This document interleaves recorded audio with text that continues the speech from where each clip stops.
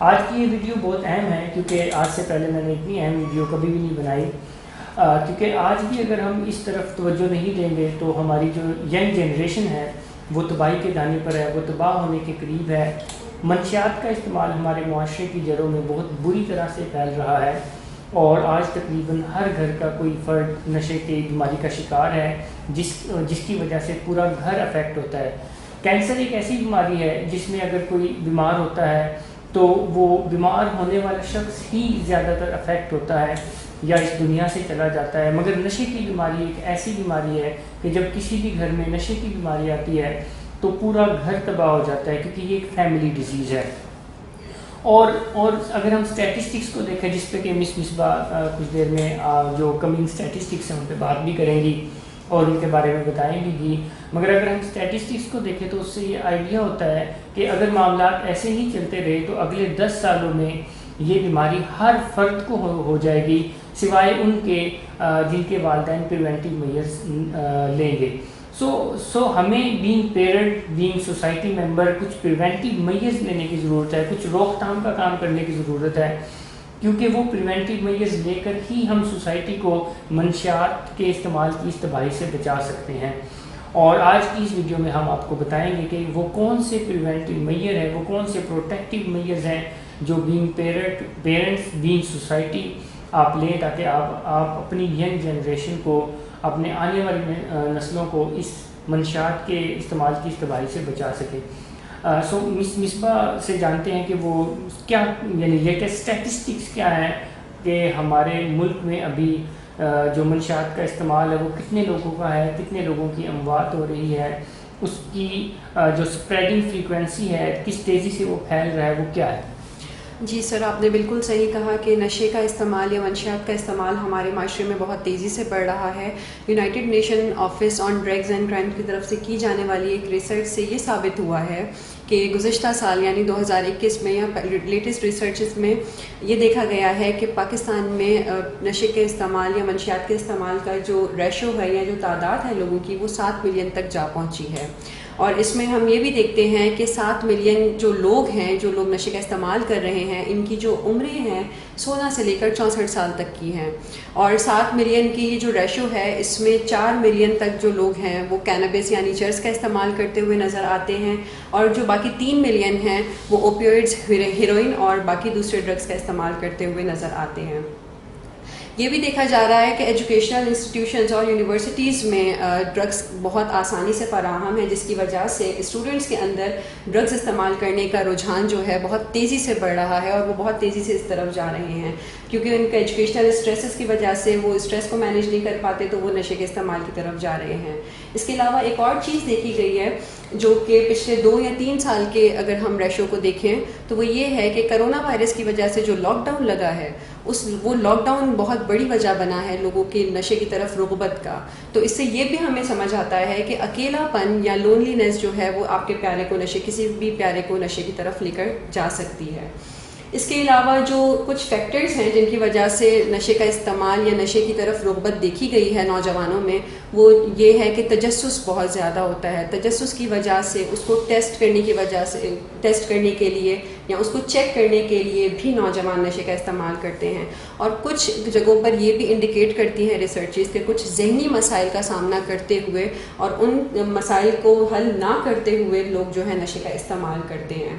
یہ چیزیں تو وہ ہیں جو میں نے اوور آل پاکستان کے ریشو یا اسٹیٹسٹکس کو دیکھتے ہوئے فائنڈ آؤٹ کی ہیں، لیکن جو چیزیں میرے ڈیلی بیسس پہ میرے سامنے آ رہی ہیں یا میرے ہینڈ آن ایکسپیرینسز میں نے دیکھا ہے، وہ یہ ہے کہ صداقت کلینک کراچی میں ہم ایسے کچھ پیشنٹس یا ایسی فیملیز سے ملتے ہیں جو کہ پیشنٹ جو ہیں وہ اکلوتے ہیں، یا وہ اپنے ماں باپ کی ایک اکلوتی اولاد ہیں، یا وہ سارے بہن بھائیوں میں مطلب سب بہنوں کے ایک اکلوتے بھائی ہیں، تو وہ نشے کی طرف ان کی رغبت زیادہ پائی جاتی ہے یا وہ نشے کے مریض زیادہ بنتے ہیں۔ تو یہ اس ریشو کی اگر ہم بات کریں تو یہ تقریباً 50 to 60% تک جاتا ہوا نظر آتا ہے۔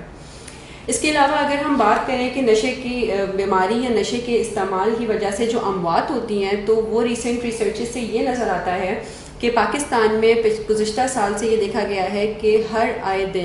ہر روز تقریباً 750 سے 800 تک اموات ہوتی ہیں، لوگ اپنی جان سے ہاتھ دھو بیٹھتے ہیں منشیات کا استعمال کرتے ہوئے۔ تو سر یہ فائنڈنگز نظر آئی ہیں. تو اب میرا آپ سے یہ سوال ہے کہ آپ کو کیا لگتا ہے کہ کیا کرنا چاہیے اور کون سے پریونٹیو میجرز لیتے ہوئے یہ ماں باپ اپنے پیارے بچوں کو ان سب چیزوں سے روک سکتے ہیں یا اس سب کی روک تھام کی جا سکتی ہے؟ بالکل روک تھام کی جا سکتی ہے، اور روک تھام کرنے کے لیے جو سب سے بنیادی اور اہم چیز ہے وہ یہ ہے کہ بچوں کی زندگی کا حصہ بننا ہوگا.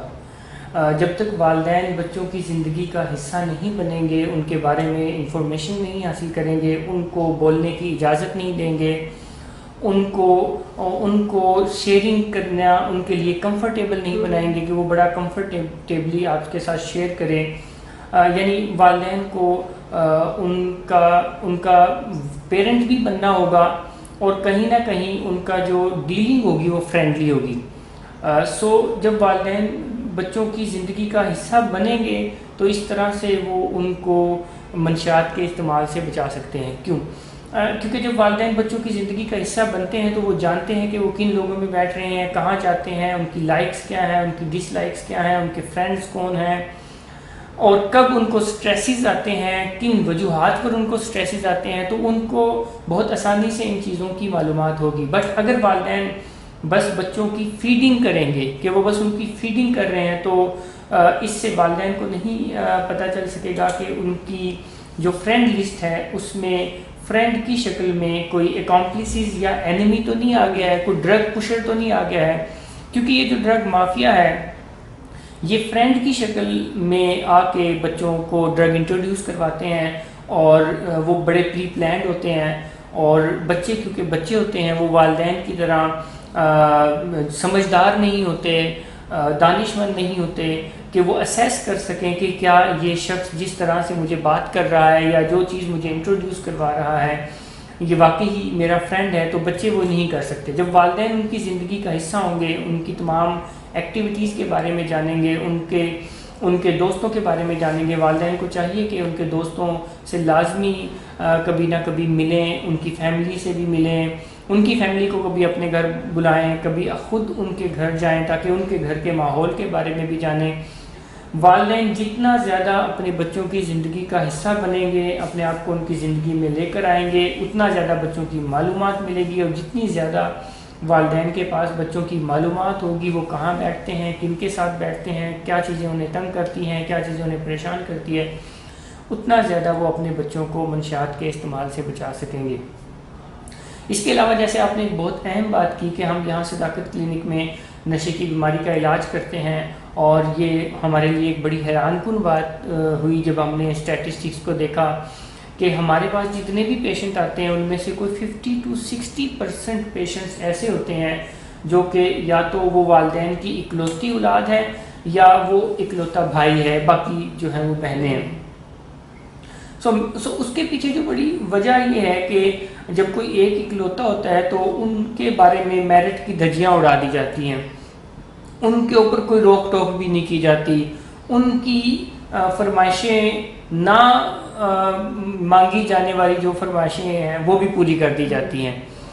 جس کی وجہ سے ان کے لیے کوئی رول ریگولیشن بھی نہیں ہوتے. تو جس سے یہ پتہ چلتا ہے کہ وہ بچے جن کو میرٹ پر نہیں ڈیل کیا جاتا، جن کو جو وہ ڈیزرو نہیں کرتے وہ بھی دے دیا جاتا ہے، جن کے لیے کوئی چیلنج ہی نہیں ہوتا، تو ان کے بھی منشیات کے استعمال کی طرف جانے کے زیادہ چانسز ہوتے ہیں. اور ہم اپنے بچوں کے لیے کوئی رول سیٹ کر کے، کوئی قوانین بنا کر، ان کے اوپر روک تھام کر کے، ان کو ڈسپلن کر کے، ان کو وہ دے کر جو وہ ڈیزرو کرتے ہیں، اور ان کے ساتھ ریوارڈ اینڈ پنشمنٹ کر کے انہیں منشیات کے استعمال سے ہم بچا سکتے ہیں. اور اگر ہم ایسا نہیں کرتے اور ہم نوازشیں کر رہے ہیں کہ ہمارا تو اکلوتا ہے، تو دیر آر چانسز کہ وہ کسی ڈرگ کی طرف چلے جائیں بغیر یہ سوچے کہ اس کا کانسیکوینس کیا ہوگا، کیونکہ ان کے ذہن میں یہ ہوتا ہے کہ کانسیکوینس میرے والدین فیس کر لیں گے. جب آپ ان کو میرٹ پر ڈیل نہیں کرتے، جب آپ ان کو ریوارڈ اینڈ پنشمنٹ نہیں کرتے، جب آپ ان کو بغیر مانگے ہی آسائشیں دیتے رہتے ہیں اور چاہے وہ ڈیزرو بھی نہ کرتے ہوں، تو اس سے پرابلم ہوتا ہے. رول سیٹ کرنے کی ضرورت ہے. ہم رول سیٹ کر کے اپنے بچوں کو منشیات کے استعمال سے بچا سکتے ہیں. ایک اور چیز جو بہت اہم ہے جو بچوں کے منشیات کے استعمال کا باعث بن جاتی ہے بچے ایکچولی ماڈلنگ سے بڑا سیکھتے ہیں کہ گھر میں جو ان کے بڑے ہیں وہ کیا کرتے ہیں, وہ کیا چیزیں استعمال کرتے ہیں, وہ سٹریس فل معاملات میں کیا کرتے ہیں, وہ کوئی اگر پلیئر پارٹی کرنی ہو تو کیا کرتے ہوں. سو بینگ پیرنٹ ہمیں ایک اچھا رول ماڈل بھی بننے کی ضرورت ہے. اگر ہم چاہتے ہیں کہ ہمارے بچے منشیات کا استعمال نہ کریں تو پھر ہمیں بھی خود ان چیزوں سے دور رہنا ہوگا.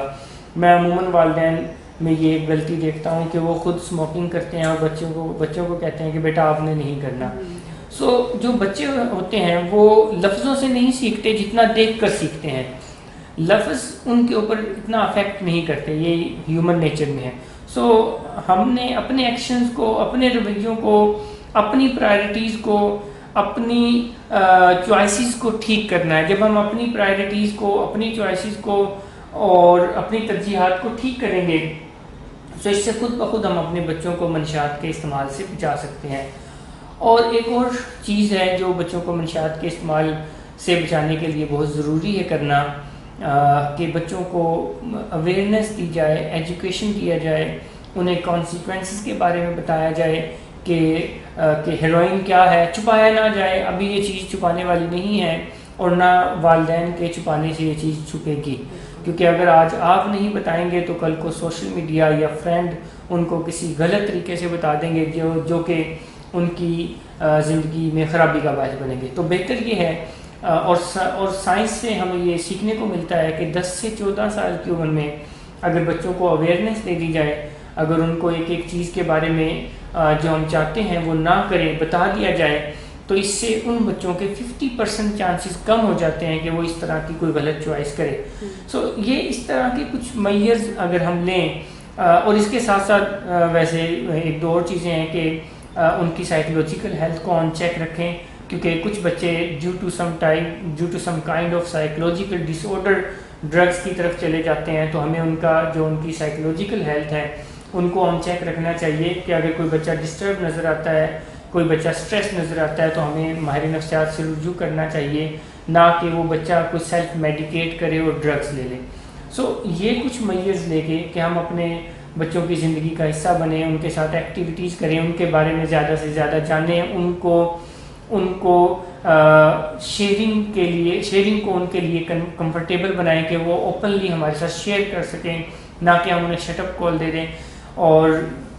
ان کے لیے کچھ رولز سیٹ کریں, ان کو رولز کے اکارڈنگلی ان کی پیرنٹنگ کریں اور ان کو ایجوکیشن دیں, اچھا رول ماڈل بنیں. یہ کچھ سٹیپس لے کر ایک اور چیز جو میں ایڈ کرنا چاہوں گا کہ لازمی میرا یہ یعنی مین پروفیشنل میرا یہ خیال ہے کہ لازمی آج کے دور میں جو بچے کالج جاتے ہیں, یونیورسٹی جاتے ہیں, ان کا ہر 6 مہینے کے بعد ٹیسٹ ہونا چاہیے, اور جب کبھی بھی شک ہو آپ کو فوراً ٹیسٹ کرنا چاہیے. بچوں سے ان چیزوں کے بارے میں بھی زیادہ سے زیادہ بات کرتے رہنا چاہیے, کیونکہ یہ جو بات چیت کرنا ہے یہ ہمارے دماغ میں جا کے رجسٹر ہوتی ہیں, اس سے بڑا اثر پڑتا ہے. جب آپ بات چیت نہیں کرتے ہیں تو معاملات دبتے ہیں اور ان سے معاملات خراب ہوتے ہیں. سو یہ کچھ اقدامات کر کے ہم اپنے بچوں کو, اپنی ینگ جنریشن کو, اپنے آنے والی نسلوں کو اس تباہی سے بچا سکتے ہیں. بالکل صحیح سر کہا سر آپ نے, بہت بہت شکریہ. یہاں پر میں ایک چیز ایڈ کرنا چاہوں گی کہ امید ہے کہ آپ کو ان سب چیزوں سے بہت فائدہ حاصل ہوا ہوگا اس ویڈیو سے, اور جلد از جلد آپ کو اقدامات لینے کی ضرورت ہے, کہیں نشے کی بیماری آپ کے پیارے کا مقدر نہ بن جائے. Thank you so much. Allah